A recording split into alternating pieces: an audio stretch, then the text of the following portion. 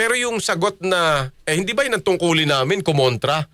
Aray ko, Diyos ko. DCXL 558. Teka, at si Representative Antonio Tino, kakausapin muna natin. May kinalaman sa Butuhan, so Alliance of Concerned Teachers po. At alam naman nating isa po ito sa masugid na nagsusulong ng impeachment sa Vice President. Kong, magandang umaga po sa inyo, Kong.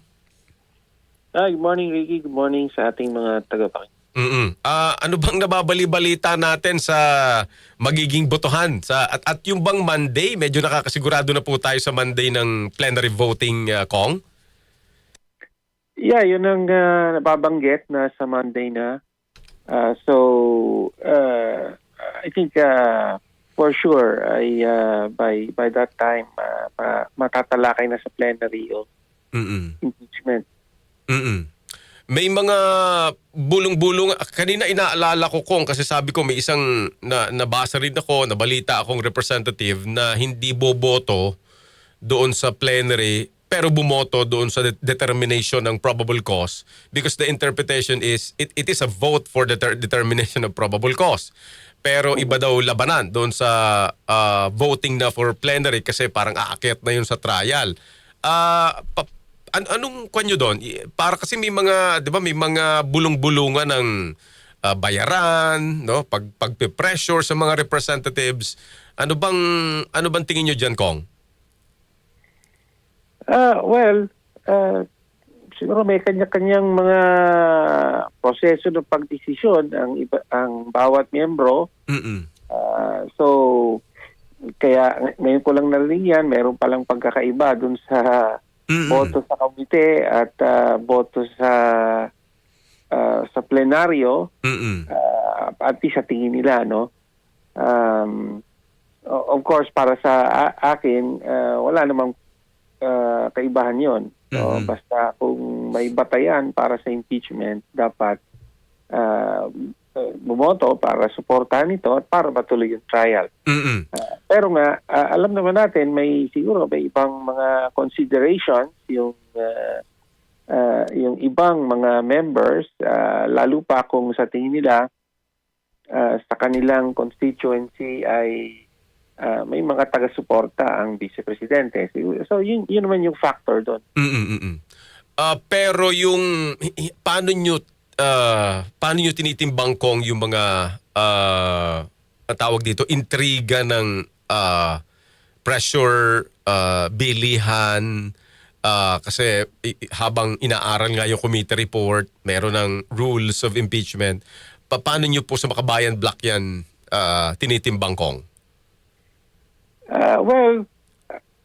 Tuwing may ganitong mayor na decision, tapos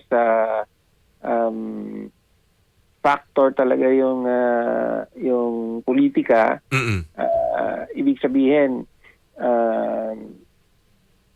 involved yung hatian o labanan sa pagitan ng mga nasa kapangyarihan.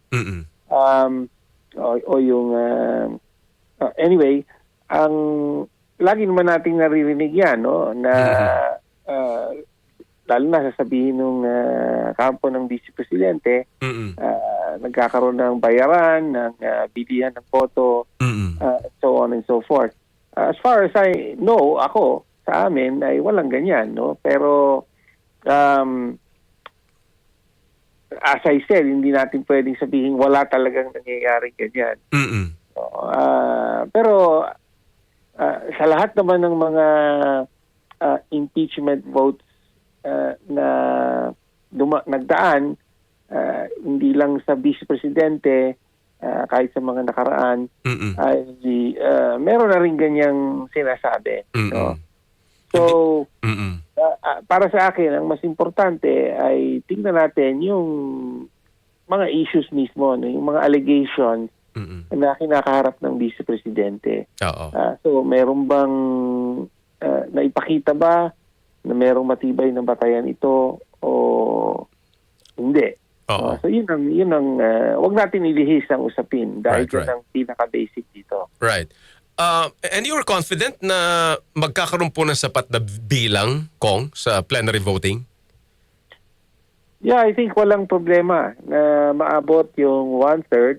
Oo. That's 106 votes. Oo. So tingin ko kayang-kayang maabot yon at lalagpas pa dyan. No? Lalo pa at dahil nga dumaan sa Committee on Justice hearings ay nagkaroon ng pagkakataon para mailatag, maisiwalat, papaliwanag Mm-mm. na meron talagang matibay na batayan para sa impeachment ng Vice President. Yun. Sige. So finally, meron palang sinasabing plano ang Manila Police District na kayo ay sampahan ng kaso dahil daw sa rally na parang hindi naman Freedom Park noong May 1, Labor Day. Ano nyo rito? Reaksyon nyo rito? Kung may plano sila, di bala sila. Pero as far as I'm concerned, ako'y lumahok sa rally bilang bahagi or pag-exercise ng aking constitutionally guaranteed freedoms, no? Freedom of expression, freedom of assembly. So wala po tayong nilabag na anumang batas, lalo na yung BP 880. So wala tayong pangamba sa usaping yan. I mean, it's up to them. Oo. Alright. Sige, nako Kong, salamat sa bigla naming pang-abala po sa inyo ngayong umagang ito. It's always you're accessible. Kong, thank you. Mabuhay ka. Good morning. Thank you. Representative Antonio Tin